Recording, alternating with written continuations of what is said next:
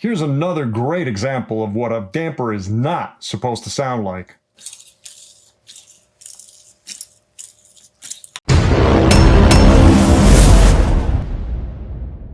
Hey folks, we're back again with another video, and today we're going to be working on a 2016 Fox Performance Series Float 34 with a FIT4 damper. I have no idea of the history on this fork, so we're going to be doing a full service on it. Full 50-hour lower, full air spring, and full damper service. This is a bit of an older fork, but it doesn't mean that it's useless. A little bit of love could make this thing work just the way it did day one, alright? So with that being said, let's get into the tools and parts needed for this job. I'm going to break out the tools into three sections: 50-hour service, air spring service, and damper service. No matter which service you do, most important tool right here: safety glasses. This is a fork. It's got oils. It has pressures. Wear your safety glasses. Tools in order of use. First, pen, pencil, paper to write down our settings, and a shock pump to get our air settings and fill up the shock later on. Then we are going to take a 2mm Allen and remove the rebound knob. Then a 10mm and 15mm socket to remove our nuts at the bottom of the legs. Here's a ratchet to help you with that. Then we need to separate the shafts. Fox makes these tools over here. You could buy aftermarkets like these, or you could use couplers. This is an M8 for the air side, an M8x1, and an M10x1 for the damper side, with a mallet in order to help you knock them apart. Then we're going to separate the fork. You're going to need an oil pan for the oil to go into. We're going to use a pick to remove the foam ring. We're going to use either a wrench or a tire lever tool just like this one with a thick plastic coat in order to remove the wipers so you don't chip or damage the lower boot. Then we're going to go through my cleanup ritual, which involves a rubber band, a dowel, and a wooden dowel, and paper towels. Then we're going to soak our foam rings in an oil canister. I mean, you can buy these like 3 for $1 at the dollar store or $1.25 store now, really. Then at the end, when we put everything together, we're going to need a wiper installation tool, 34mm for this fork. You need the right size for your fork, a torque wrench, alcohol, and that's pretty much it. Let's go into the air spring tools. For the air spring, we're going to start off by taking the top cap off. 26mm chamferless socket, flat socket preferred. If you have a beveled one, just be careful. And a ratchet to help you out with that. Then we're going to take out a clip underneath that holds the air spring in. I find a flat pick helps with that. You don't need it, but it comes in handy in order to remove that clip. Then we're going to take out the air spring. We're going to clean the upper tube, wooden dowel, alcohol, paper towel. Then we're going to take the air spring, we're going to put into a 10mm soft jaw hole, and we're going to use either a 12mm wrench, adjustable wrench, Nip-X, to remove the base nut. We might need heat with that, we might not, we'll find out, but what we will need is a 12mm crowfoot in order to torque it back down. These are always more important in my opinion because you could remove and install and torque at the same time. So then we're going to change seals, picks come in handy for that. Then we're going to need to put the negative plate back into the axle, into the air spring shaft. A bullet tool comes in super handy for that. You take the chance of tearing the quad ring in that negative plate if you don't use one of these tools. So you could buy them aftermarket now. You don't need to buy Foxes, which is expensive. People make 3D printed ones for much cheaper. Just get one of those and you'll be good forever. A syringe comes in handy up to 4 milliliters or cc's. I put 3mm into the top tube and then 1 milliliter onto the air spring itself. Torque wrench to torque down the top cap, and we're done. Let's get into the damper tools. I'm going to break the damper tools into 2 sections: needed and optional. And I mean optional, we'll get into that. For starters, we need to take the dial off, 2.5mm Allen. Then we need to take the damper out, 26mm chamferless, flat socket preferred. If you have a beveled socket, be careful. Then we're going to take the tube, and you have 2 options. You could either put it on flat jaws, or I like putting it in a round soft jaw hole, 17.5. I'm pretty sure, I don't remember exactly, we'll find out when we get there, but I'm pretty sure it's a 17.5mm hole. And then we're going to use a 19mm wrench, or adjustable wrench, or Nip-X in order to separate the tubes, right? Later, we're going to need a 19mm crowfoot in order to torque it all back down. So first, we're going to remove the rebound shaft from the mid tube.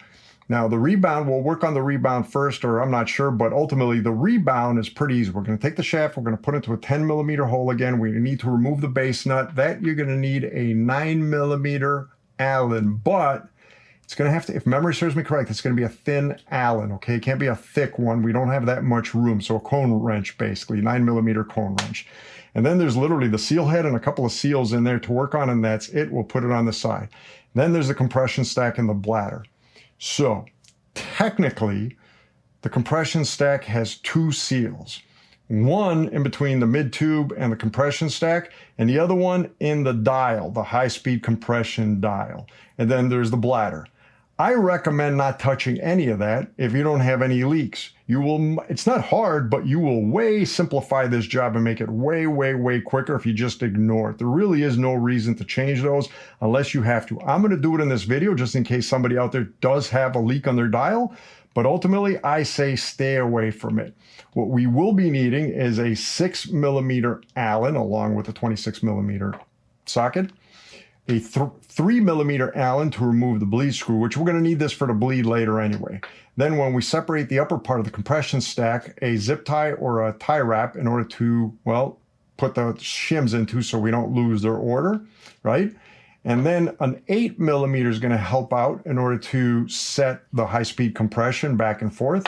Now, if you want to change the seal in the high-speed compression, and I highly recommend you just don't do this unless you absolutely have to, you are going to need 2 small, strong, thin picks.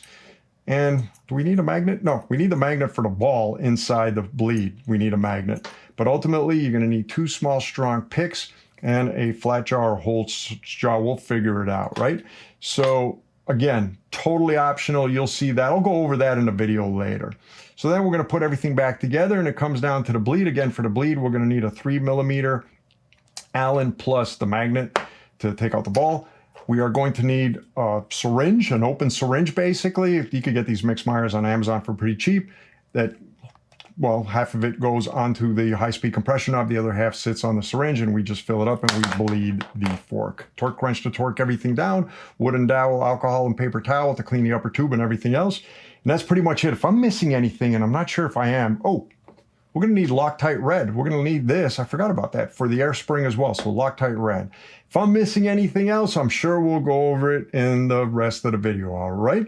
Let's go into the parts needed for the job. As always for parts, we're going to need the right seal kits for a 34mm fork, 803-00-945. Comes with the wipers, foam rings, and everything we need. For the air spring, 34mm again, 803-00-963. And for the 2016 FIT4 damper for either the 32 or the 34, we're going to need part number 803-00-960. For oils, we're going to need 20 weight for the lowers, and for the damper, we have 2 options. Originally, it was supposed to be 5 weight R3. My understanding is Fox has even transitioned this one to 4 weight. They're pushing Motorex, but ultimately, I happen to have a leftover bottle that's about half filled, and I'm planning on using it. So 5 weight R3 or 4 weight Motorex, I guess, preferred. I'm not sure how much of a difference that's going to make. For grease, I'm going to use SRAM butter. You could use whatever you prefer. Slick oleum, slick honey, so on and so forth. All right, let's start opening up this fork. Before we work on a fork, we want to make sure it's as clean as possible. Clean all mud and dirt inside the steer tube and behind the arch, as well as underneath the boots and everywhere else. We do not want dirt falling into this thing when we put it all back together at the end. So the first thing I'm going to do is write down the settings, since this isn't mine, and I need to put everything back to where it was. Grab my shock pump, put it in, and we are at we are at 89.5. So air 89.5, let's say +3, because we do lose air in the hose and the pump and the shock pump as well. And then let the air out as slow as possible. Take your time here. The slower the better, because it'll come out of both chambers easier, right? Next, we remove the rebound knob. So I can't access it in the position it's in now, so I'm just going to turn it a little bit more, even though it's not a full click. 2mm Allen, and we're going to just unscrew it until we pop it out. Don't remove the screw. Just unscrew it just like that. Leave the screw in there, take the knob, put it on the side. Next, we remove our nuts. 10mm socket and a 15mm socket for the damper side, right? So we're going to take it and basically give it a little crack. And that should loosen it enough to do it by hand. And when we take it out, look to see if the crush washer came out with it. It did not. That means it's still on the inside. Repeat the same for the damper side. There we go. And unscrew this one. see if the crush washer came out with this one, and it did. Okay, crush washers in this one here. Cool. Next, we need to separate the shaft from the lower leg. Fox makes these tools, or you can buy them aftermarket, or you can make your own out of couplers, which would be the cheapest way to do it. If you do that, just get couplers that are M10 by 1 and an M8 by 1. Basically, we screw this in about 3 full turns. Try and cover 3 or 4 full threads, and then we tap it to try and separate it. There we go. You'll feel it. Take it out, screw the other one in. Again, 2, 3, 4. There we go. Yep. Next, we put our fork in the oil pan, and we're going to separate it, grab by the crown and the arch, and give it a good pull, and it should come apart. Lift it out. Oil should come out of both sides. That's a good sign. We do have oil coming out of both sides. So at least this one wasn't dry. Let it sit here and drain for a bit, and we'll be back. So we're going to work on the lower leg first. We're going to put the upper on the side, but before you do that, take a paper towel and put it on the damper side, because there is oil in there on the walls, and it will drip out once you lay this down, and it will create an oil pool. So if you're worried about that, just put a piece of towel to absorb the oil, and you will be good. Next, we're going to grab a pick, and we are going to take out the foam rings on the inside. Just scoop them from the top like that, and pull them out. These actually, I mean, they're dirty, there's mud on them, but they're actually not all that bad. I have no idea. This fork, without a doubt, had the lower serviced at one point. I refuse to believe it hadn't been serviced from 2016. So these are actually in good condition, but we have new ones. Next, we want to take out the wipers. To do that, you could use a wrench, but you risk chipping the paint. So I use this Ice Tools tire tool. Any tire lever tool that has a lot of plastic or good plastic coating will help, right? So what we want to do is go underneath and lift up, just like that. Oops, thought I had it. I didn't. Just so much harder on the table. Guys, do this on the ground. You'll have much more leverage. On a table like this, it's definitely a lot harder. So I'm going to try to do that again. So much harder. It keeps on slipping around too, which doesn't help. Wow. Oh, there goes that one. That's one.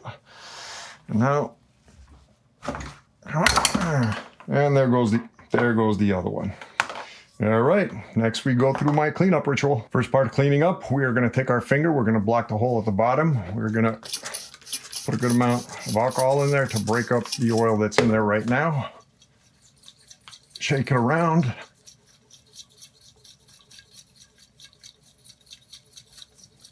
And pour out the top. Then we are going to do that again. Block the hole in the bottom. Okay, shake it around.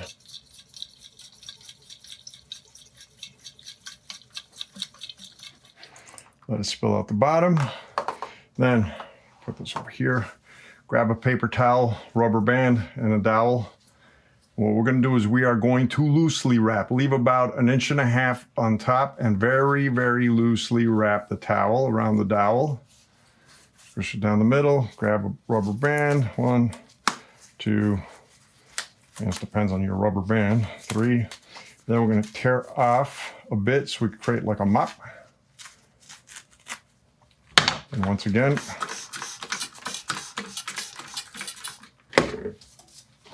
spray it with alcohol, put in the dowel, let it sit at the bottom so it soaks up at the bottom. Spin it counterclockwise first to get that mop action going. And then we go up and down, and the whole idea is to try and clean not only the tube, but the top and bottom part or edges of the bushing inside. Bushings inside. Okay.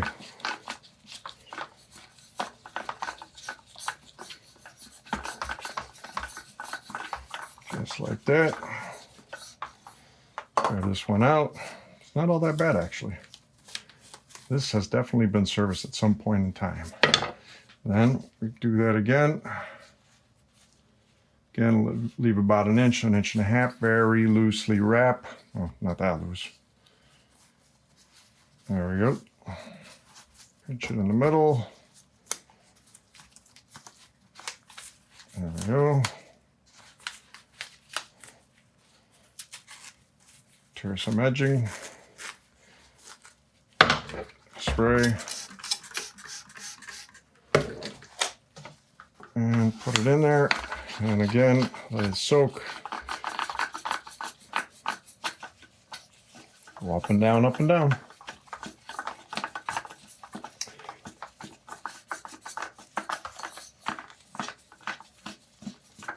All right, so let's see what that looks like.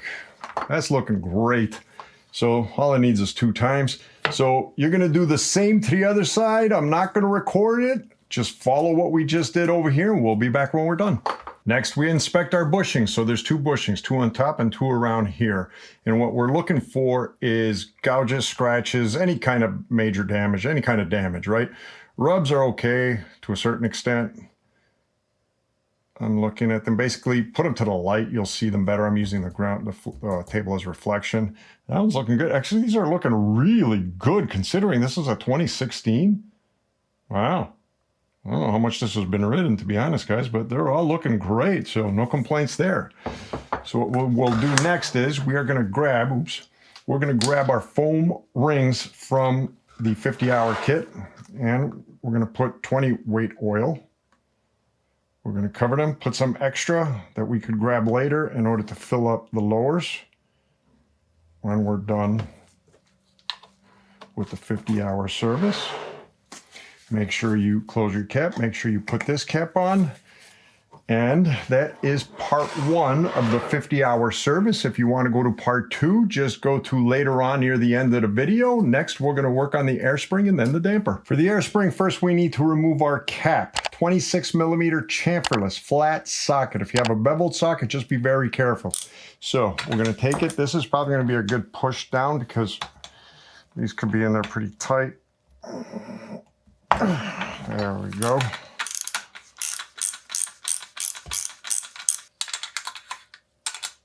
There we go. And we have 2 tokens. Put it on the side. Next, we want to remove a C-clip. Now, the C-clip has a flat side and a lifted side. We want to take a flat pick, go underneath the lifted side, and just pick it up and walk it out slowly. Be careful with it.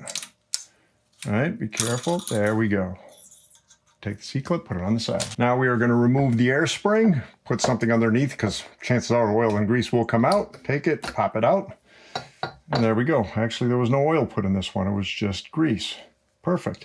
So what we're going to do now is just grab a paper towel and clean all the excess grease before we start working on it. First, let's start with cleaning the upper tube to get that out of the way, right? So grab a paper towel and clean the seat where the C-clip or retaining clip sits, just to make sure there's no dirt in there. And then let's clean the threads. Make sure there's no dirt that we take inside, because it is very important that we don't get scratches on the air spring side of the inner tube. The other side, not as important, but this side here, very important. So grab some alcohol, spray it down there. Actually, that's why I had the paper towel here. Let's move it in frame. And then we're gonna bunch up paper towel, stuff it in there in a ball. Then grab my wooden dowel, bring it out the other side. Good amount of grease inside. And we are going to repeat. Before we work on the air spring, I opened up seal kit 803-00963 and I ordered the seals by size. Do that to make your life easier. So first, we might need heat to separate the base nut from the shaft, right? So there is a seal on the base nut. Let's get rid of that first before we melt it in there. If it turns out we do need heat. Scoop underneath it. Come on, man. I can't squeeze you. There we go. Okay. Take it out, put it on the side. Now, clean the shaft real well, and you are going to need a 10mm soft jaw hole. Now, don't clamp it over here. Try and clamp it at least 1.5 inches down, okay? So let's clamp it like that. About 1.5 inches down. Let's not over tighten it. Now 12mm or Nipex or adjustable wrench. Let's see if we could do this without whole thing spinning. Let's make it a little bit tighter. We don't want to over tighten it, right? Nope. We're going to need heat. Take any kind of heat for a few seconds just to warm up the Loctite red that's in there. little bit tighter. Oh, there we go. Nope, still spinning. Holy cow. There we go. Finally cracked loose. And we remove our base nut. Oh, there we go. Next, we remove the negative plate. Put that on the side. And the bumper. And that's it. That's pretty much all there is. Now let's clean up and change seals. To clean up, first let's remove all the Loctite red from the base nut. You could use a metal brush since we're brushing metal. Then there is a seal on the inside, right? So this is fine threads, this is thicker threads. So let's go to the seal on the fine threads and go underneath them and pull it out, put it on the side since these are both base nut threads. Now we have the inside that also has Loctite red residue. Let's get rid of that. Grab a little bottle brush. Go in there. Actually, that one's too small. Do I have a bigger one? Where's the bigger one? I don't want to go too big on this. There we go. That's a good one. Okay. Let's just go in here and brush that out just to make sure we have good connection later. Get it centered on my frame. Spin it around. Follow the threads. Ooh, that's looking great. Tap it. Now let's change seals. First, let's start with our base nut. These were the two old seals. We are going to replace them with two new ones. So that has to be this one here, out with the old, in with the new. And this one's definitely this one here, out with the old, in with the new. Grab a little bit of grease. I'm using SRAM butter. Just give them a small coat. Now, the thin seal goes on the thick threads, on the fat threads. And the fat seal, make sure we get it in there. Come on, scoop in there. Get it all the way around. All right. And then the thicker seal goes on the side with the fine threads. Just like that. This part is ready. Now we have our negative plate over here. So we have three seals. One on the outside. That's the easy one. And then we have two on the inside. One of them, I believe, is a U-cup. Let me see if I get it with this one here. As opposed to a quad. Not going to be as easy. In fact, let's try and get the one above first. Nope. Come on. Ooh, I had it. It's going to be easier with this one. Ooh, yep, I got it. That is a quad ring above, and it's a U-cup on the bottom. I'm fairly confident that's a U-cup. Honestly, don't remember. Now that I think about it. Hold on. So this is a quad ring. And this is, yeah, it's a cup. So that's what's on the bottom. It's a cup. All right. This might be a little bit stiff and tricky. Come on. Oop, nearly had it. Come on. There we go. Now we have it. Push it through. Come on. Come on. You could do it. Oh, let me pick it up now. All right. So these are obviously the replacements. Out with the old, in with the new. And then this one here, be very careful. Look for thickness as well. It has to be this one here. Is it that one? Or is it this one? It is that one. Out with the old, in with the new. First thing we want to do, let's give it a good cleaning. Make sure the seats are clean. Make sure the inside is clean. Then we will inspect the bushing on the inside. Bushing is great condition. No complaints there.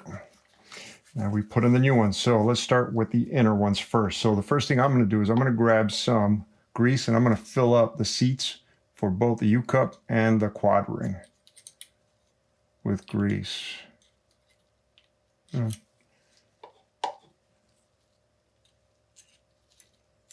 right.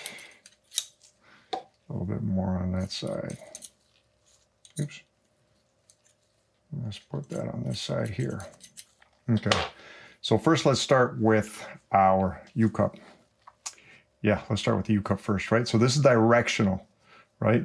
So the cup part basically is going to face down, right? So the part that's rounded is going to face the top. So let's put a little bit of grease on this guy, even though we just loaded it in the seat. Okay, so what we're going to do, this is pretty tricky. We're going to squeeze it in one side. All right, and then let's see. Now we have to make sure he doesn't twist, and then try and stuff him in.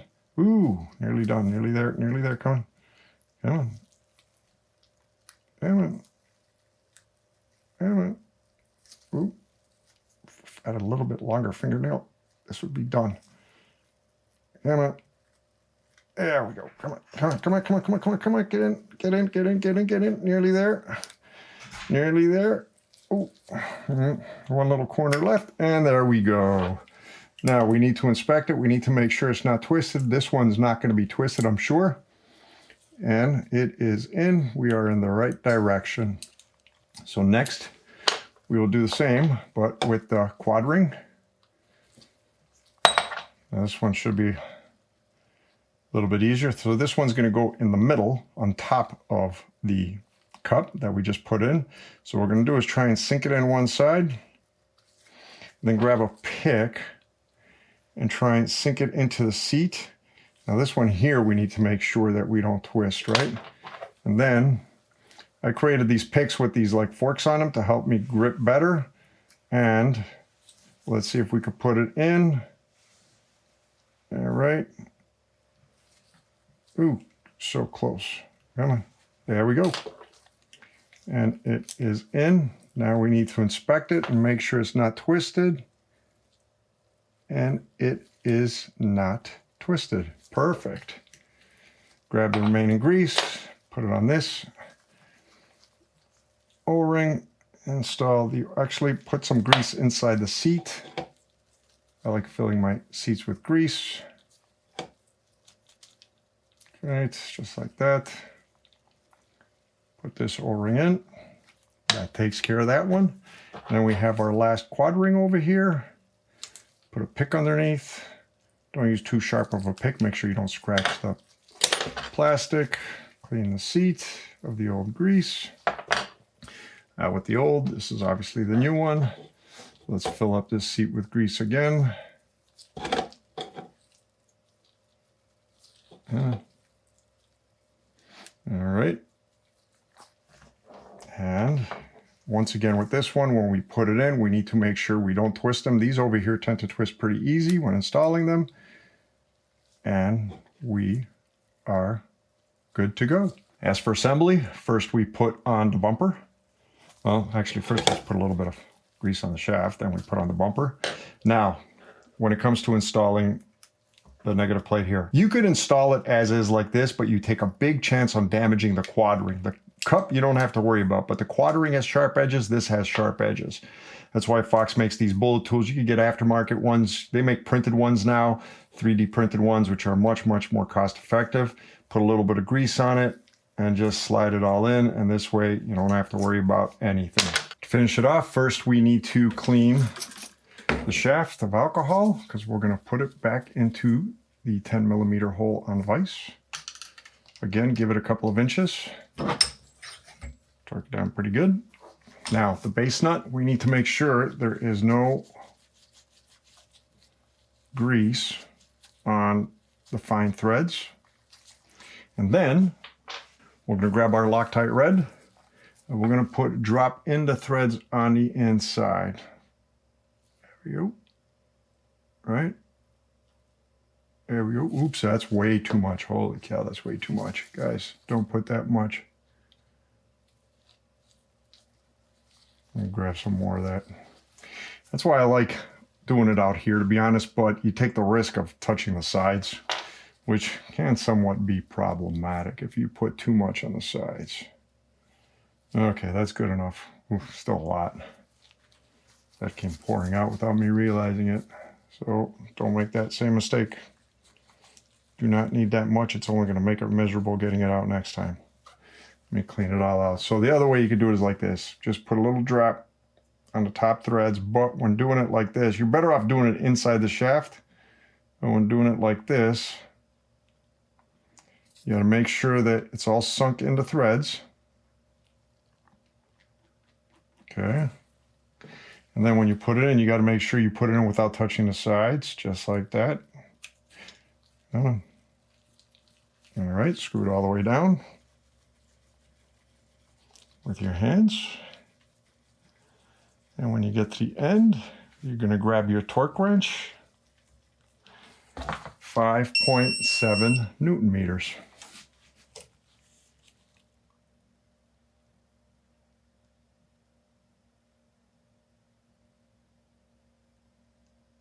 Oh, oops, probably spinning. Make it a little bit tighter. Let's do it this way. And there we go, 5.7 Newton meters. Before we put it all together, let's change our last seal, which is on the cap over here. So we're gonna take the old one out. We're gonna match it with the new one. That is definitely it right there.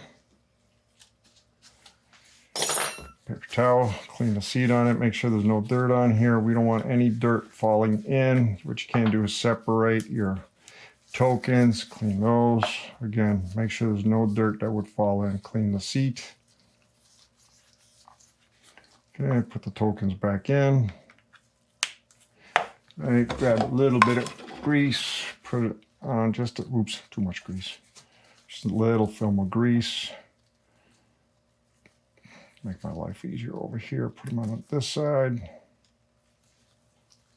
Okay. Before we assemble, what we're going to do is we're going to grab a syringe and fill it up with 4 milliliters of fluid, right? Or cc's of the 20 weight fluid, that is. There we go. Doesn't have to be perfect, but close to. All right, let that sit here. Now make sure you close this cap again so we don't spill it by mistake. Then we're going to grab some grease, put it on your finger, and coat the inside of the tube. All right. Then we're going to grab more grease. We're going to coat the outside of the quad ring. Put some grease up here, not too much. Then pull down the negative token. And what I like creating is like a moat around it. Like that. Okay. Put some grease around here. We got some on the shaft. And then what we're going to do is we're going to take a milliliter. Yeah, it should sit in there. We're going to take a milliliter of this, just 1 milliliter, put it inside the moat. There we go. There we go. Okay. Now bring it all up to the top. Hold it to the top like that. And we're going to take it. Always put pressure upwards. Roll it in. And sink it all the way in. There we go. After you clean your C-clip, we're going to put it back in and try and seat it flat part first and walk it all the way in until you hear a snap. Did it snap in? I didn't hear a snap, but it looks like it's in. Let's make sure we are in. Okay, don't sink in the shaft, right? Whatever you do. Oh, I just heard a small snap. Okay, so now what we're going to do, think, is test it. Only pull it out. Don't push the shaft in. Try and pull it up. Yep, we are seated. Good. I'm putting good pressure. We're good. Next, we're going to grab the remaining 3 cc's of 20 weight and put it in the upper chamber. Then we're going to grab our cap, 26 millimeters, sink it in there. Bring it all the way down by hand. Always do this by hand first. And then we grab our torque wrench, 24 Newton meters.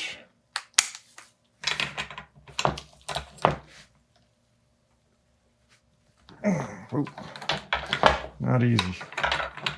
And slippery. Let's try it one more time. There we go, 24.5. Technically, it should be 24.8, but good enough. Finish up the air side. We're going to take our shock pump, plug it in there. We're going to put about 20 psi of air just to make sure we don't sink in the air shaft by mistake.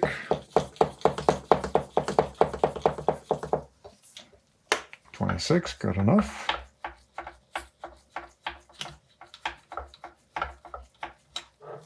And our air spring is done. Next, we work on the damper. For the damper, first thing we're going to do is take off the knob. For that, we need a 2.5 millimeter Allen. Now I'm in the fully open position, and we're going to take it, turn it counterclockwise. This knob should come out. I believe there's a ball under here too. Let's take out the knob first. There we go. Ooh, dirty inside. Before we remove the damper, remember that towel? Look how saturated in oil it is. That would have been on your floor, so let's put that on the side. 26 millimeter chamferless socket again. Put it on there. If you have a chamfer socket, just be careful. This again is going to be a good crack. There we go.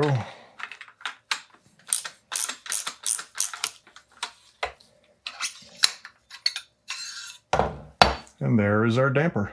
Just like with the air spring, the first thing we're going to do is clean the upper leg. Put some alcohol in it, grab a paper towel, bunch it up into a ball. Put it through, take a dowel, and push it out the other side. Great. There we go. Look inside, and it is clean. Make sure you clean the threads and this whole seat real well. Before we open up the damper, here's a great example as far as the squishy noises that I talk about that you do not want to hear. See the way there's like a squishy noise and a slushy noise? You want dampers to be smooth sounding, right? You're going to hear glide rings and seals going up and down, but those are going to be very long, consistent sounds. These, that's air in the system. Plus this one, well, it's supposed to lock, but the lockout isn't working, so now we know we have air in the system. To open up the damper, we're going to need to clamp it down. There's two options technically, right? You could clamp it down from this base over here, right? There's two flat sides, and then try and remove the seal head with a 19 millimeter wrench. The problem is that there's no guarantee this will come off first. It could thread out from here, and that could end up making a pretty big mess, right? So personally, I'd rather clamp it down on the body. And to do that, if we grab a caliper to make sure we got right size hole, should be about 17.5. And there we go. So 17.52, right? I have a 17.5 inch hole here. Let's make sure we're free of any oil. Make sure your soft jaw is clean. Let's not say give it again another inch, inch and a half below the seal head. Okay, tie it down pretty good. We're going to need this now. 19 millimeter or Nipex or adjustable wrench. We're going to take it, put in the flat spots over here on the rebound seal head, and then loosen it up. The rest we could do by hand. Watch out, some oil's going to want to come out when we lift it up. Okay, well, actually, wow, yeah, this is low on oil. There's a lot of oil missing from here. So now we could take this off. Honestly, I have no idea if this damper's ever been serviced. And see what it looks like in there. Actually, it looks not too bad. It looks not too bad at all. It looks pretty clean. Now, squish it. And just let it drain as much as you can, okay? Just squish and, well, just let it drain. As always, folks, when it comes to disposing oil, please do so properly. Don't put it down a toilet. Don't put it down a sink. Don't put it in the garbage. Don't throw it outside. Put it in a bottle clearly marked. Don't drink, dangerous, and give it to your local bike shop, auto shop, oil shop, and they'll know what to do with it, all right? Now we can separate the mid-tube from the compression stack. So I'm going to put it back in the vise. First, let's clean it real well, and then let's take paper towel, because when we turn it upside down, oil is absolutely going to want to come out of here. Let the towel absorb it. All right, we're going to put it back into that 17 millimeter. And we're going to grab the 19 millimeter again, and the 2 flat spots at the bottom, just take it and turn it. All right. Turn it to where you could do it by hand, remove it all out again, turn it upside down, and now you should be able to remove the tube. And I'm sure this thing collected some oil. Yes, it did. Put that on the side. First, we're going to work on the compression stack. So we need to take this ring over here and lower it to expose the edge of the bladder, right? So get your fingers, nails or fingers in between the top and the bottom and just force it down. It's going to be somewhat tight, but it'll come loose. Just like that. If you look carefully on the inside over here, there is a ring holding it all together. Now, part of it is squared off and the other part is angled. Grab a flat pick, go underneath the angled part and lift it. This might be a little tricky. It might be a little bit, there we go. If you get it, it'll pop out just like that, okay? Now, 2 ways you could do this.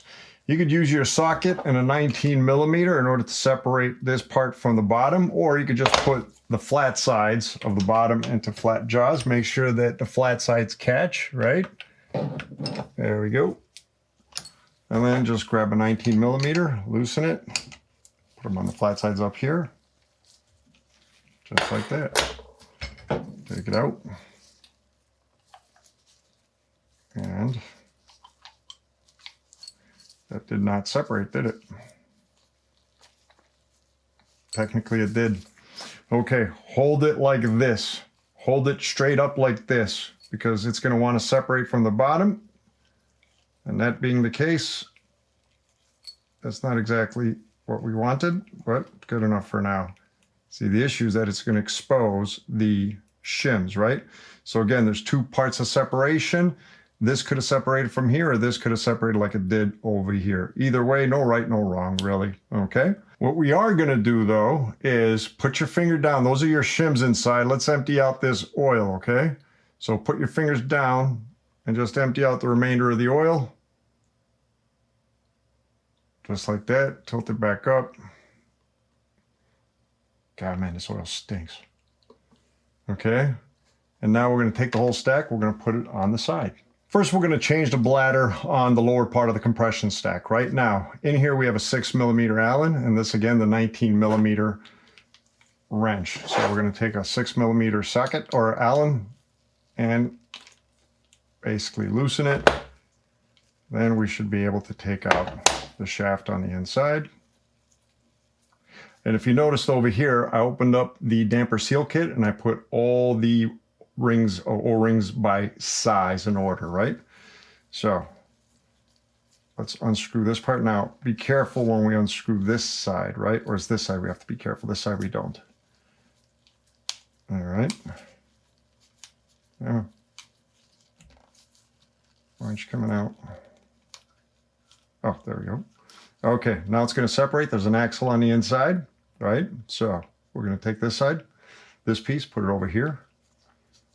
Separate them just like that. Next, we're going to take this ring, which has a seal that we need to change, push it through, and, well, basically we could just push it out this way again. All right. So that is that part. Now in here we have a seal. So if we go on the inside here with the pick right at the base, be careful because there should be this seal only. So let's put them in order. That one there, and then we have a washer. Then we have a cone spring. We should have a cone spring. Yes, the wider part is on the bottom, and that's it. There's no other seal in here, right? Yep. So cone spring, if you notice, the smaller part faces down.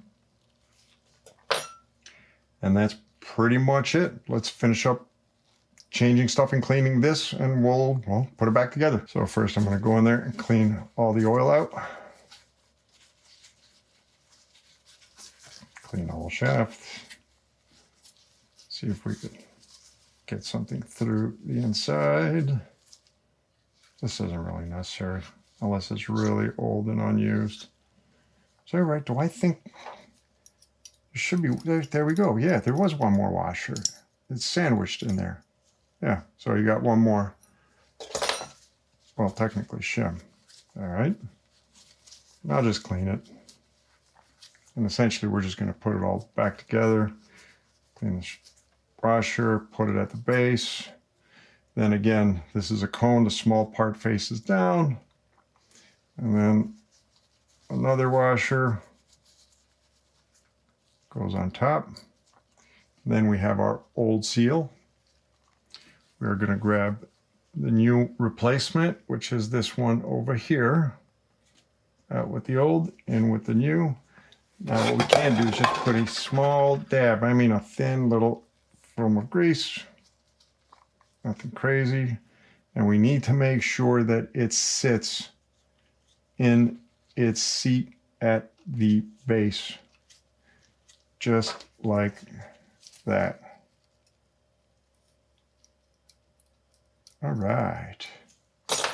That part's done. Clean any grease off the threads. Now, over here, we had another seal. Let's take it out.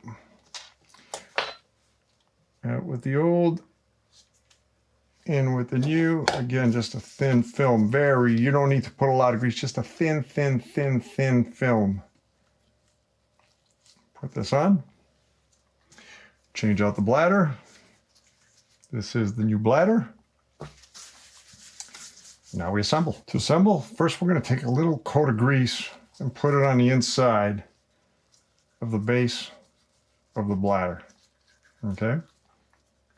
Then we're going to take this ring and put on the thin part of the bladder. Make sure it sinks in, right? And then this part, we need to seat it just like that. Make sure it's sitting. And then we're going to take this guy and snap him in place, and that's what holds it in place. All right, so then we are going to take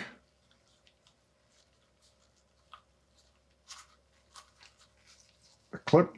Should have put it the other way, but it doesn't matter. We'll fit it in. Just make sure you don't damage anything. Come on, get on the other side. Bonehead. Should have done it the other way. Didn't think about it. Would have been easier for both of them. And we grab this over here.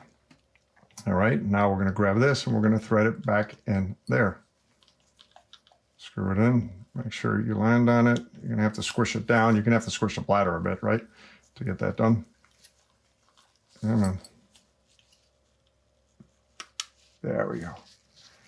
You just need to catch the first thread. Might be a little bit tricky. That's not what you want to happen.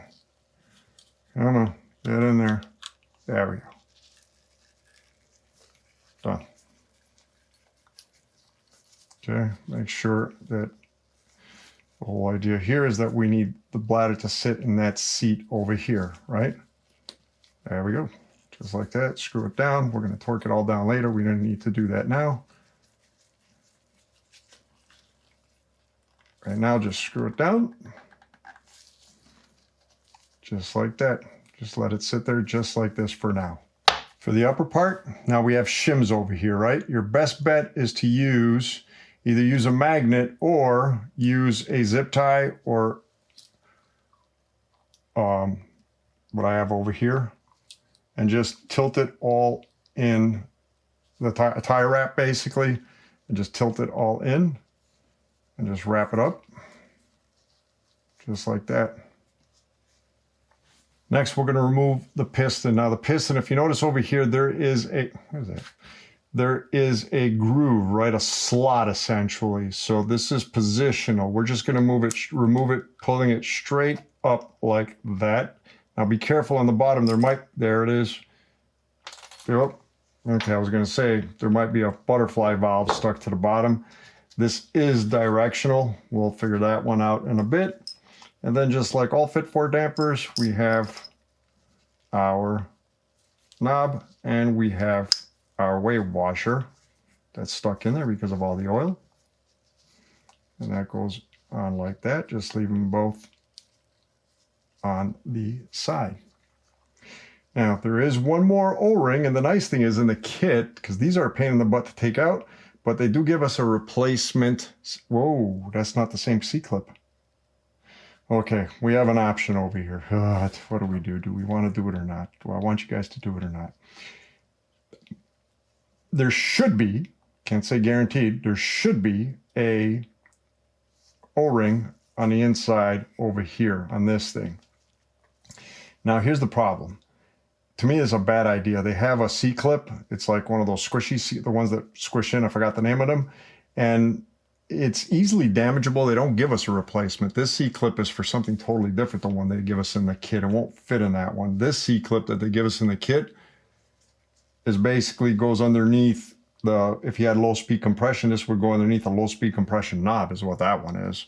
Would have been nice if they also gave us a spare this one. So I recommend you just leave it if your dials aren't leaking. I'll get into it, but ultimately I'm only getting into it for those that might have leaks. But again, your problem is going to be this C-clip. Hopefully it doesn't get damaged coming out or going in. It's a pain in the butt. I wish they gave us spare C-clips. So let's get started on that. Again, this is optional. I highly recommend that you do not attempt this unless you have a leak in your dials, okay? In fact, you don't have to work on any of this unless you want to inspect your shims. Outside of that, there's no reason to go in here, okay? The only seal was this one here, essentially, and the one in here. So we're gonna need about a 28 millimeter hole. We're not really clamping down hard. We just need to hold it, but definitely clean any oil that might be on the outside. And when you clamp it down from this corner over here. That's the strongest part, right? Just in case. So just like that. Again, we're not going crazy on it. So inside there is a 3 millimeter screw, and you might need an 8 mil. You probably will need an 8 millimeter wrench in order to hold it. Basically our adjuster screw, and underneath that is camera's in the way. Underneath that is our ball, our detent ball. So be careful. Sorry for hitting the camera, but I'm in a really tight spot here. All right, see if I can do it this way so I don't hit the camera. All right, so that is our screw. Put the screw on the side, then take a magnet. Please tell me. Okay, be difficult. There we go, put that with the screw. All right, now we're gonna put this back in. So now again, we have this C-clip over here, right? We're gonna need 2 strong picks, and we're gonna try and lift it. Don't overstretch it. Don't try and pop it out. What we wanna do is try and get it up and then lift it straight up the axle to do the least amount of stretching to it. But again, this is really, really tricky, guys. I highly recommend not doing it. Hopefully nothing goes wrong. Technically I do, I had it. Technically I do have a spare clip. So if anything happens to this one, come on. Get underneath.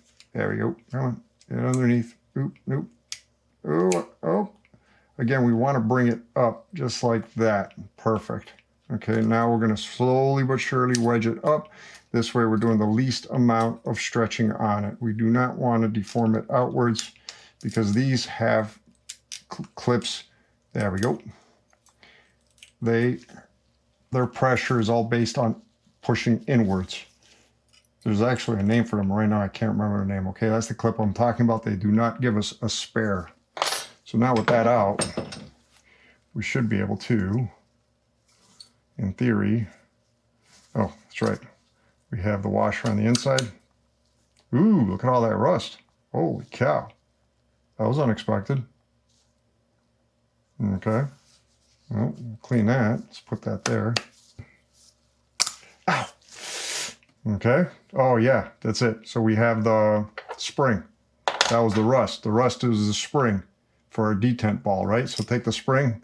I'm going to put that on a vapor rust and put that on the side with the ball. Actually, there's quite a bit of rust in here. And that, and then we had oh yeah, so there's another ball. So let's put this ball with that spring. And that is the other seal. Again, I highly recommend not doing this. Man, I got my nail good. I highly recommend not doing this, although this had a good amount of rust in it actually, as you guys could see, okay? So what I'm gonna do next is I'm gonna go soak this and these 2 things in a vapor rust or CLR, and I'll be back. And we cleaned it all up. We managed to save everything. Now, highly recommend that you clean the inside of this, well, stem over here, because there was an amazing amount of dirt inside here. And, well, just clean it all. Be very careful with it, right? Clean the seat for the spring, so on and so forth. So I had taken out the O-ring, right, that goes in our stem over here. So we're going to try and find its replacement, which has to be this one right. Ah, it looks the same, but it doesn't look the same. That's got to be it. Has to be the same size. This one just seems to be thicker. Okay, so now what we're going to do is we're going to take a little bit of grease. We're going to put it on here. Slide this back on, just like that. All right, now our spring and our detent ball goes in that slot. We have, we'll figure it out later, but we have 3 dimples over here for the detent ball to fall into, right? So for now, what we're just going to do is put this guy in all the way and make sure he pops all the way in, just like that. Now to put the spring and the ball in here, this is a little bit tricky. First, we're going to start off with the ball. Grab a pick, preferably a pick with a pointy tip. Grab the ball, put some grease on it, and seat the ball at the base. Okay, just like that. Could you see that? Hopefully you can see that clear. So it's at the base. Now, we are going to cover the spring with grease to make sure it's protected from rust, or so it won't rust as easily. Okay, now what we're going to do is use the grease to your advantage and try and connect the tip of the spring to the tip of the point. Okay, and what we're going to do is compress on the ball. This is going to take a few shots. We're going to compress on the ball and then just squeeze it. It's going to take a few shots, but you will get it. Sometimes it happens first shot. In fact, this pick might not be a good enough pick. I might have to get a different pick. Okay, put the other edge on the ball. Oops, see, I'm not on the ball.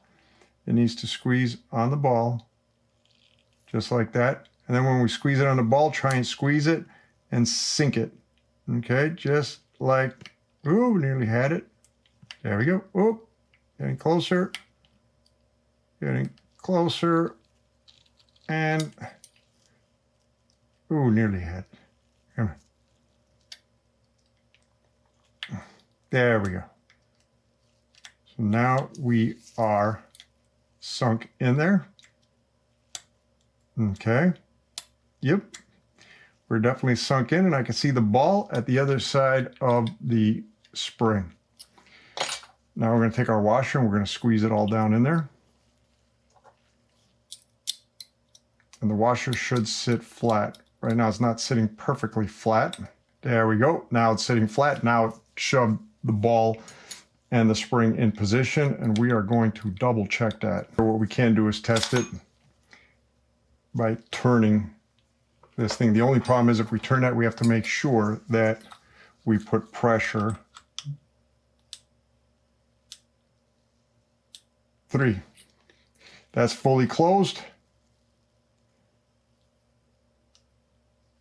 1, 2, 3. Okay, now I'm fully open. We're in the fully open position.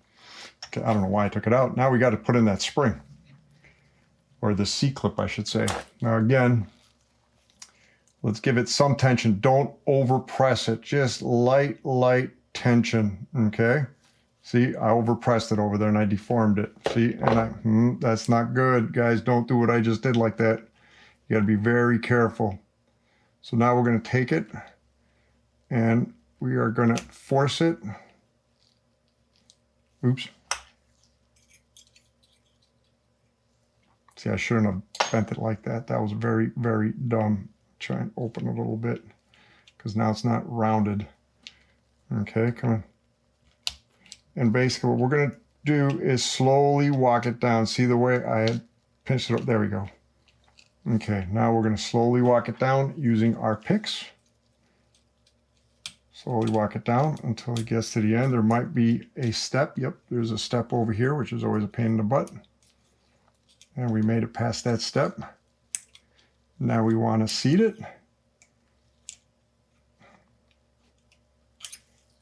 All right, I think I'm seated actually. Yep. We are seated. If I press up and down, it's not moving anywhere. Awesome.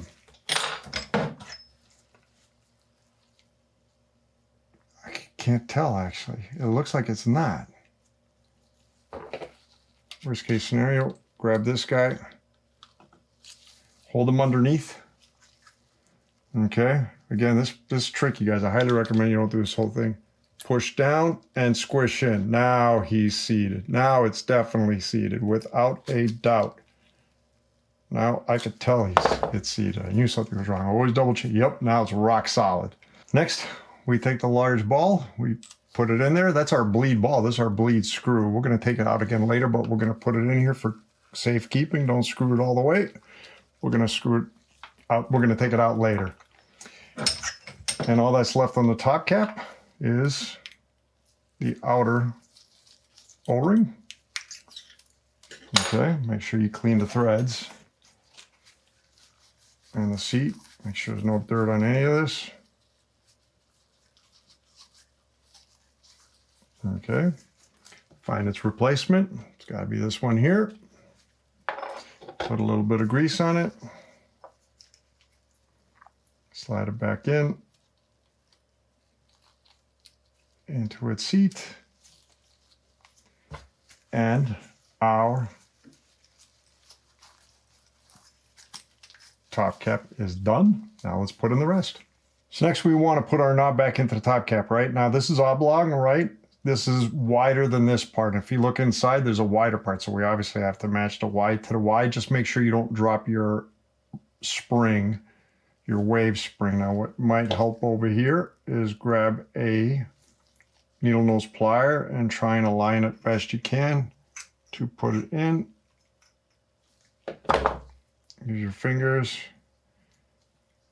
There we go. Shouldn't move side to side. Okay.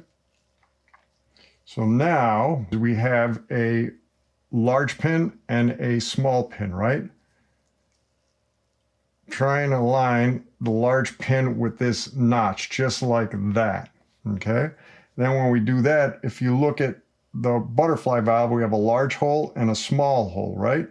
So align the holes. Where are you? Hey, where's my... Align the holes with the butterfly valve. So this small hole sits here. And the large hole sits in here. Come on. There we go. I had it. Come on. Magnetic, great. Oh, I had one side. Okay, this is obviously the wrong way. Again, this is positional. So let's try flipping it. Ooh. Let's try flipping it and see if it sits better. Right off the bat, it just about sat better. Come on. You give me a hard time. That is one. That's one, and that's two. So now we are sitting in there, okay? So now, again, we have that notch. Over here we have this, well, it's like a dimple. Not a dimple. Oh, well, I can't think of the name right now.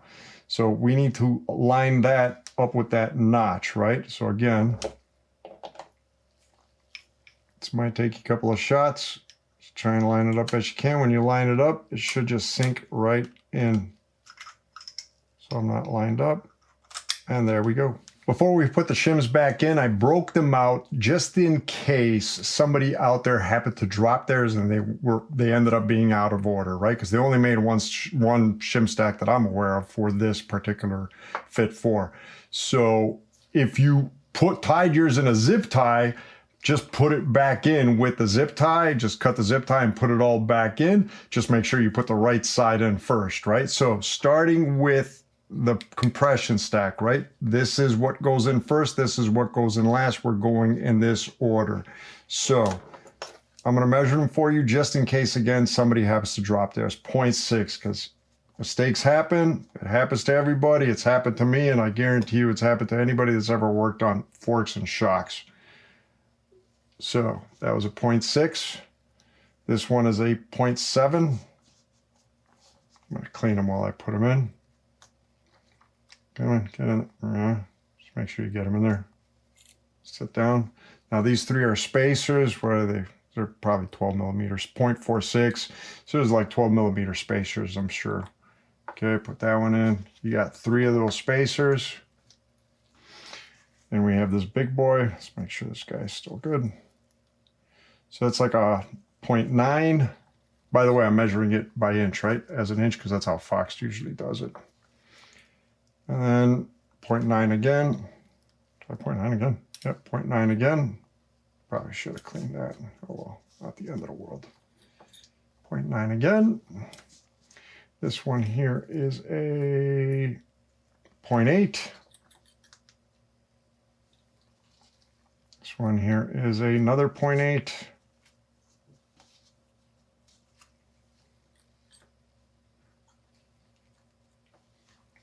And this one here is 0.7.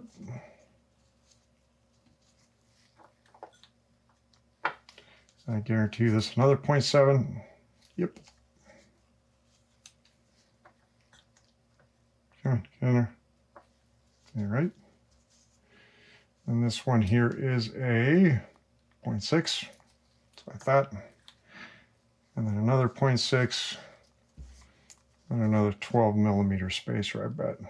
Yep, 0.6. And this is, yep, 0.4 something, which is basically in millimeters, should be, yep, 12 millimeters. That's what I thought. And that's it. Our shim stack is in. So now what we can do to keep it safe is we are going to close it up, right? So we're going to screw this down all the way.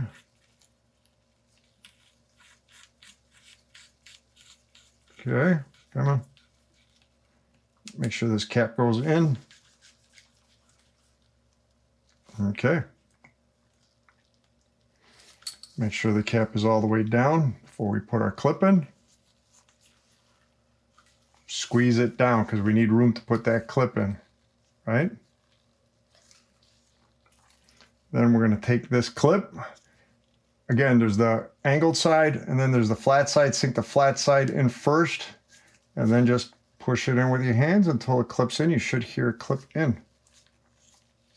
Did it clip in? Oh, I thought I heard it clip in. Oh, oh man. Okay, I bet you this guy on the inside is not clipped in good. Let's try and push him in. Yep, that was the problem. So make sure the one on the inside, the bottom ring, is clipped all the way in. Now we should be able to put them in. So again, flat side in first. There we go. That's looking better already. And boom. Now we take this and we just stuff it all the way to the top.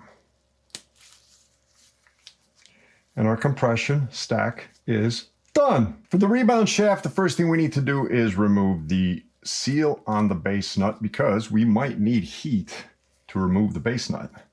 So what we're going to do is take a little bit of alcohol. We're going to clean the shaft of all grease. We're going to need a 10 millimeter soft jaw hole. Now when you put in the soft jaw hole, make sure you put it about 1.5 inches down, minimum. Okay, you have 2 flat spots on the base nut, and we are going to take a 9 millimeter wrench, but it's going to have to be a thinner one, right? More like a cone wrench. And there we go. We did not need heat. Yay. And we take it out. Come on. Why is it taking so long? There we go. Now we pull out the entire shaft. Put it on the side. Let's take out this shaft. Okay. We take out our seal head, put it on the side. For the inner shaft, there's only one seal we need to change. And if you want, and this is totally optional, if your rebound dial isn't clicking smoothly, what we can do is open it up. Okay, now be careful, turn it counterclockwise, and you will see a bit of a dimple, right? Now that's a ball and a spring. Okay, so just point the ball and the spring upwards. Now you can remove the base nut. There are no seals in this base nut, right? But what you can do is take a little bit of grease and put it on the threads. Regular grease, not SRAM butter, right? So put it on the threads just like that. If it's not clean, you could clean it, right? What we can do actually, since we're here, is clean the Loctite that's remaining on the base nut. 3 weeks later. Now looks good. Now, we do have a seal over here. Grab our pick, try and squeeze it to lift it. This might be a little bit stubborn. There we go. Oop, I had it. Oop, no, I don't. Let's go underneath this way. Come on. Squeeze it, go underneath. And this one's going to be a stiff one. Come on. Can't squeeze it with my fingers to get underneath. Since we get this one here, this should make it a little bit easier. There we go. Squeeze it out. There we go. Oop. See what I mean? I wasn't careful. I got lucky. The spring and the ball came out, put them on the side. That was dumb of me. Don't make that same mistake. So, we have the old seal. Go to the side over here, find the new one. This is the replacement with the old and with the new. Just put a dab of grease on it. Then we're going to take it, put it back in the shaft. This might be a little stiff getting in. And let's get it over the hump over here. And we are in. Now what we can do is put a little bit of grease on the spring.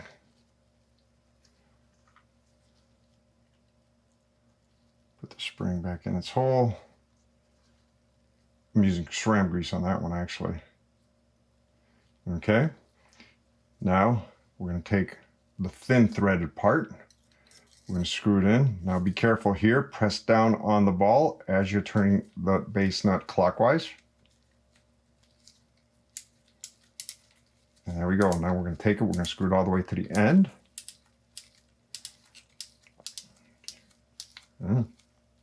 We're at the end and go 1/4 turn back. There we go. We're at our first click. Next, we want to put on the new seal head. This is the old one. This is the new one. Now, you could try and put the seal head in without the bullet tool, but you take a big risk in damaging the seal on the inside, right? So we want to use a bullet tool. And what we're going to do is just put the same bullet tool we used on our air spring. And the deep part goes towards the piston over here. And boom. Now we finish it up by putting the inner shaft in the outer shaft. First, let's clean the outer shaft of any grease or oil. Put it into our 10mm. Again, give it a couple of inches. Okay, don't over tighten it. Now, we're going to take Loctite Red and we're going to apply just a little bit. You could either do it here or do it here. In fact, this one might be a little bit easier without making a big mess, right? So just take a little bit and sink it into threads. Make sure it's a, is that a, what is that? Okay, sink it into threads. Not the cleanest job, but you get it. Come on. Come on. There we go. All right, now we're going to take the whole shaft. We're going to slip it in. Screw it down with your fingers first. Make sure you don't get Loctite Red everywhere. Okay, what we can do is grab our 9mm to make our lives a little bit easier. Thread it all the way down by hand first. We're going to grab our torque wrench, 3.4 Newton meters. Again, you're going to need a thin crow's foot. Put it in just like that.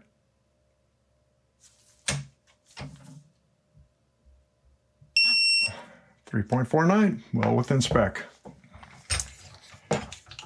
And last but not least, we had taken out this seal We're going to find its replacement seal, which is this one right there. Out with the old, in with the new. Put a dab of grease on it. Just coat it. Slip it on top. Make sure it falls into its seat. So make sure it falls into its seat, not below its seat.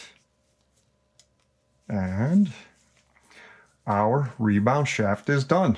Now we put it all together. Before we put it all together, we could clean out the inside of this tube. Just take some alcohol, put it in there, grab a clean paper towel. That's not a clean paper towel. Clean paper towel, roll it into a ball, put it in. Again, if you haven't serviced yours in a long, long time, why not just do this quickly? And done. Look inside, no scratches.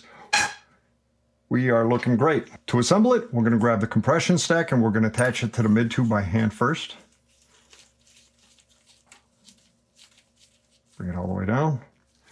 Then let's clean the mid tube body. Get rid of any grease. We're going to put in our 17.5 millimeter hole over here. Give it again at least 1.5 inches from the collar. We're going to grab our 26 millimeter chamferless on our torque wrench, 6.2 Newton meters. We're going to tie it down, and this will torque it from the top here and the bottom. So we're torquing everything one shot. Okay. Just be careful. This thing might want to twist on you. There we go. Now we're all the way down. And take it until we hit 6.22. Again, that literally just tightened the bottom and the top. Now we can straighten out our tube. All right. And there we go. Now we start the bleed process. We are going to fill it up with oil about till here, and we're going to manually try and remove as much air as possible before we close up the whole system, okay? Now, before we start, grab your 3 millimeter, make sure your bleed screw is all the way closed, and make sure that you could use either an 8 millimeter wrench or your compression knob. Make sure it's in the open position, okay? So, fully open position. We're going to take oil, we're going to put it inside, but don't fill it up to the top. Can't see, camera's in the way.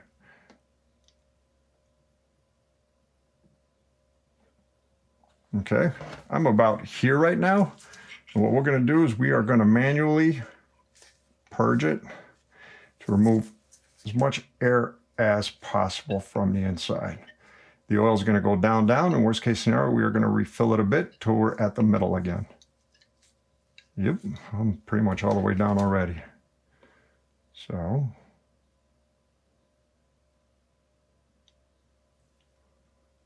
a little bit more.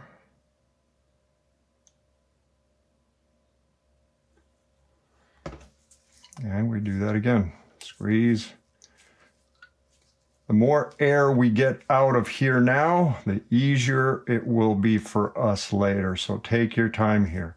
To me, this part is important to remove as much air as possible. Again, squeeze, and then let it expand so it could suck oil in and replace the air. And do this until you can't see any more bubbles coming out.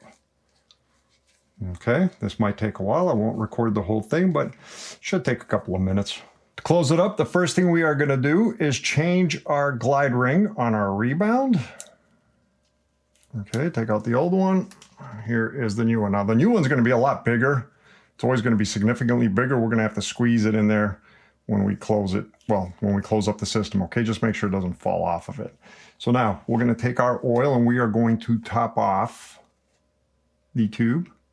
Be careful not to over top it. Just bring it straight to the top, just like that.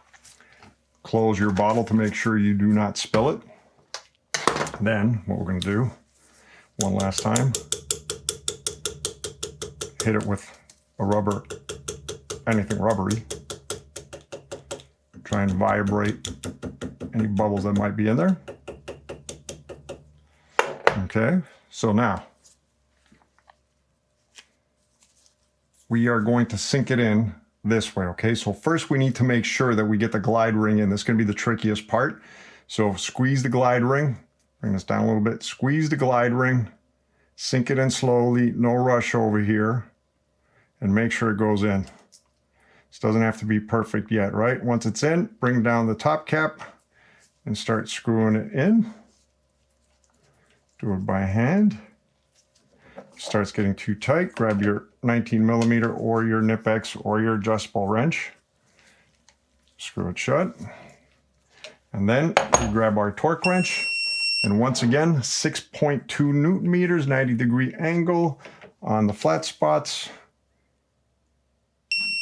6.26. Before we start to bleed, we want to make sure our compression and our rebound is in the fully open position, right? So we should have been fully open before. Grab an 8mm or anything that could turn the high-speed compression knob. First turn it clockwise. Yep, there's a click. There's another click, so that's fully closed. One click, two clicks. Not much of a click, but it's there. Now we are fully open, and we're going to do the same thing. Grab your rebound knob. Install the rebound knob. The screw goes into that dimple over there. Hopefully you can see that clearly. Grab your 2mm, screw it down so we get a nice grip. And then turn it counterclockwise. Well, first let's go clockwise, yep. And then go counterclockwise to the end and bring it back into the first clip. So go to the end, but bring it back to the first clip so we are fully open. Or click, not clip. Let's remove that. Put those on the side. To finish the bleed, we are going to have to remove the bleed screw, 3mm Allen. Move it all the way out. And then grab a magnet and take out the ball. Put it on the side, do not lose either one. Then we're gonna grab our Mixmizer syringe, and you get these off Amazon. We're in the fully open position again, right? Make sure it stays that way. Now, cover half of the high-speed compression body and half of the syringe. And then we're gonna fill it up with about 10 cc's or 10 milliliters, right? We don't need to go crazy over here filling it up. We just need a little bit. So don't overfill it.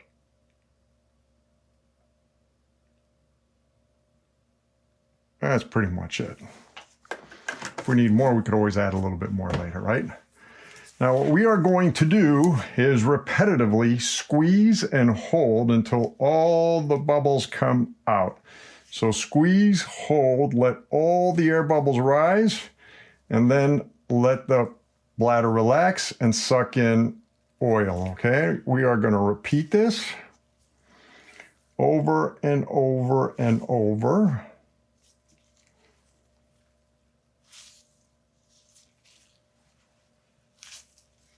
Okay.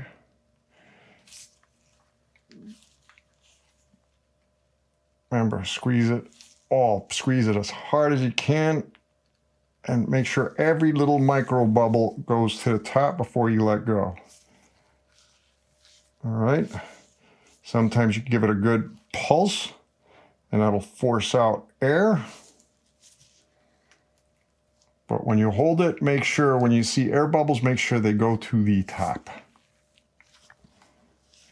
So you can't see anymore. There's one big giant one. Let it come down. All right. Now, what we are going to do, because I don't see any bubbles, is we are going to cycle the shaft. We're going to bring it up. Now, the better job we did removing air before, the easier it is going to be for us now. So squeeze with the shaft up, make sure all those bubbles go up. There's more bubbles coming up, right? Bring the shaft up, let it rest. Let those little bubbles that are in there go up.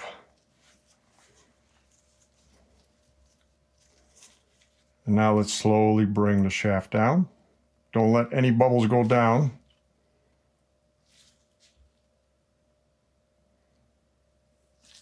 Okay. More bubbles coming up. I'm only halfway down on my shaft right now. All right.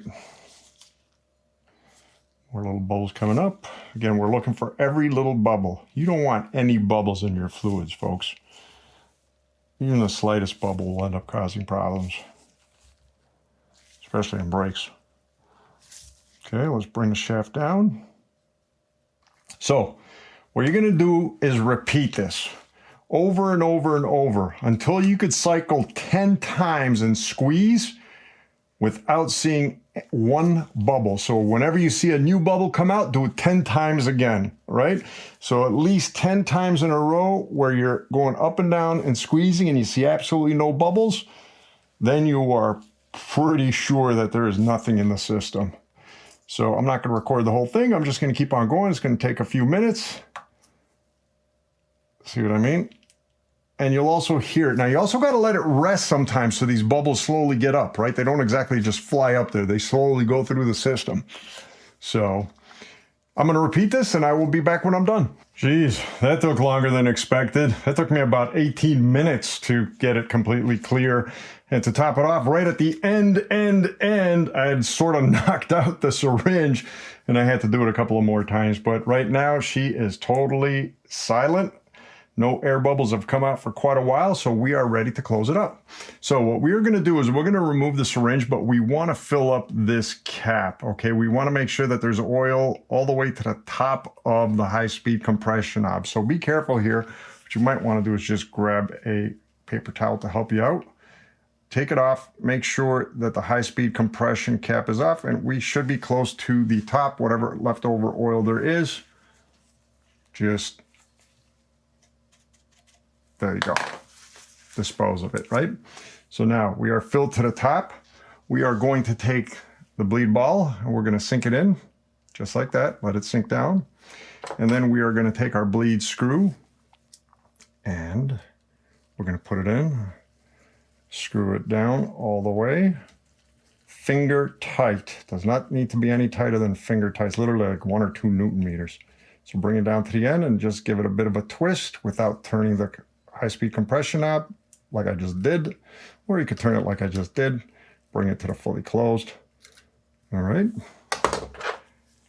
Let's bring it fully open again, since we're going to do it anyway. 1, 2. And the rest of the oil, we're going to take it and put it back into the can or bottle, just like that. Now we're going to make sure to clean all the oil out of here, and next we test it. To test it, I put the dials back on, the compression dial and the rebound dial. The rebound dial is all the way open, and the compression dial is also in the fully open position. Look at that. Nice and silent. Just what we want. So now let's put it to the full lockout. This is full lockout. That is not going anywhere. Let's put it to the pedal, which is the middle right there. We should feel more force. Oh yeah, that's good, more force. That's significantly more force than fully open. Let's go to fully. Oh yeah, look at the difference. Fully open is totally smooth. So that's working great. Let's take our rebound, bring it to the fully closed position, bring it in, and yep, that needs a lot of force to come out. Not one sound, nothing. We are perfectly bled. Put it back into the fork, slide the whole damper in, grab our 26 millimeter socket, screw it in by hand first, always by hand. All right, and then torque wrench, 24 Newton meter. Would help if I put the socket on there. Grab it. This might be a little bit difficult. Oh, hey, what's going on? There we go. Actually, this side's going to be easier. 24.1. Before we put our dial in, make sure it's clean. I had done that before when we tested it. There's dirt that could build up on the outside over here that can make it tough to turn, okay? Just make sure it's fully clean. Now, putting it in is your preference. I'm going to try and make it where, you know, the range that goes from this side to this side, so we can test it. 1, 2, and 1, 2. That should be comfortable while riding. Put the screw in and screw this down finger tight. just like that. Let's test it one last time. 1, 2, 1, 2. And our damper is done. Now let's finish up the 50-hour service. For part 2 of the 50-hour service, first we're going to install the foam rings and the wipers. Let's start off by removing the metal clips on the wipers and putting them on the side. Okay, so we are going to grab a foam ring. We're going to do these one at a time. Now, what we're going to do is take the foam ring. I'm going to put it inside and lay it flat, just like that. Okay, and then we're going to take a wiper. We're going to put a little bit of grease on the outside. Then we're going to take our tool. We're going to insert the wiper into the tool. And we're going to install it. Can I do it by hand? Close. And that is nice and flush. No, it's not. We want it to be flush, so I just need a little bit more. There we go. Yep, that's sitting great. And we're going to repeat the same on the other side. Now with both wipers installed, we're going to grab some grease and we're going to fill up the concave part of each wiper. Okay, so it's sort of like a cup in there. Try and fill up that cup. Depending on how often you will do your regular 50-hour service. If you do it every 200-300 hours, well, then you might want to put a little bit more grease on your wipers. What we are going to do, because this is a perfect time to do it, is grab some paper towel and clean the backside of the wipers of any grease and oil now, because it's going to be a lot easier now than later. Next, we're going to grab our sag ring from the kit. We're going to change it out with the old, in with the new, sit in with the new. There we go. Then we're going to grab our metal rings and put one on. Then we're going to put the other one on. Then arch facing down, technically, usually they'll have a serial number in the back. This is an older one. They don't have the serial number in the back, but if you look at it, they're sort of humped. Your stanchions are forward, so this hump part is facing you. So what we are going to do is we're going to install one side, try and sink in one wiper first, and then do the other one. Just roll it in there. Make sure you don't fold the wiper. Ooh, this one's a little bit stiff. There we go. And sink it all the way down. Before we fill it up with oil, we are going to clean our nuts. So inside the seat where the crush washer sits, make sure there's no mud in there. We want a really good contact point. Okay, and then go inside and clean the threads, just to make sure that we have no potential leaky spots. That takes care of this one. Now, this one still has the old crush washer in there. I got lucky, it came out easy. Throw that one out. Look how dirty that seat is. Let's get in there and clean that seat. Sorry for not being center framed. Remember, clean it real well. We want really good contact point here. Go inside and clean the threads.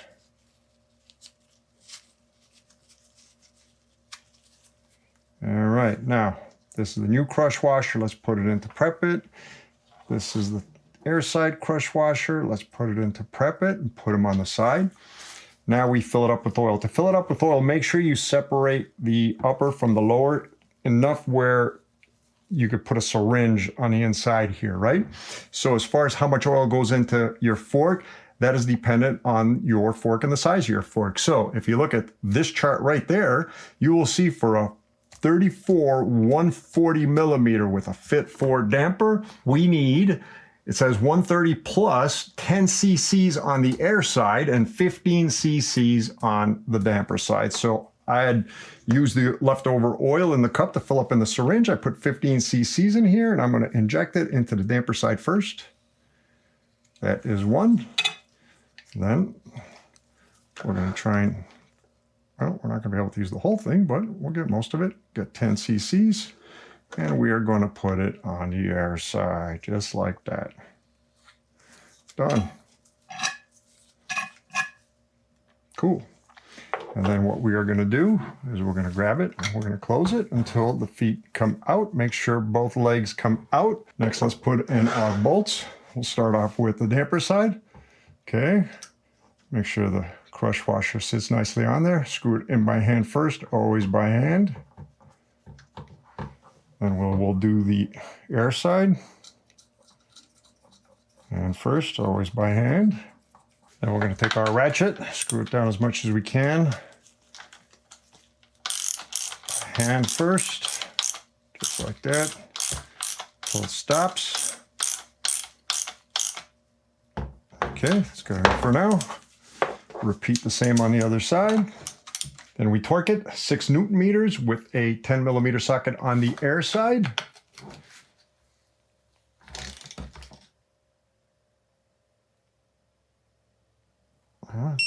There we go. 6.33, good enough. They recommend 5.7, I think, but I do 6. And then they recommend like 12 these days on the damper side for the 15 millimeter nut. I do between 8 and 10. Come on. There we go, 10.03. Next, let's put our rebound nut on. The only problem is the dimple fell on a weird side. We can't access it, right? So what we will need some kind of plier just to turn it, to at least see it. Come on. There we go. Now we can see it. One click is all it took. So again, that's the dimple. We need to put the screw on it. Grab our 2 millimeter. Make sure it sinks in. Don't make it too hard, or don't tighten it too hard. A nice finger tight. And test it. Yep, everything works. Next, let's put our metal rings onto the wipers. Make sure they fit in all the way around. Come on. For crying out loud. Oh, that's 1. And that is 2. No, it isn't. That is 2. Next, spray it down well with alcohol. Oops. Spray it down well with alcohol. Bottle's running out. And then we are going to clean all leftover grease and oils from our hands.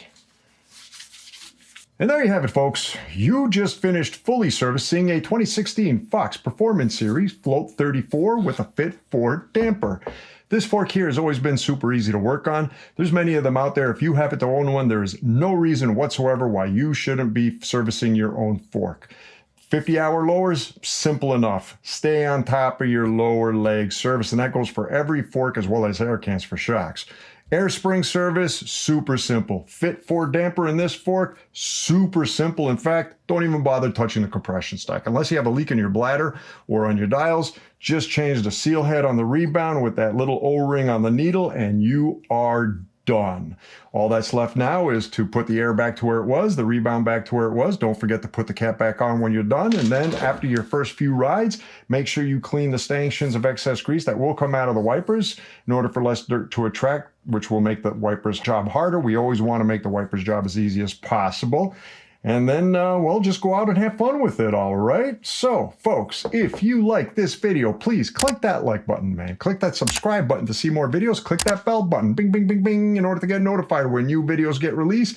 And more videos like this are coming. If you want to see a couple of videos right now, maybe these two over here might be of interest. And until the next time, I hope all is well with all of you, and we will be talking to you soon. Take care. Have a good one. Bye.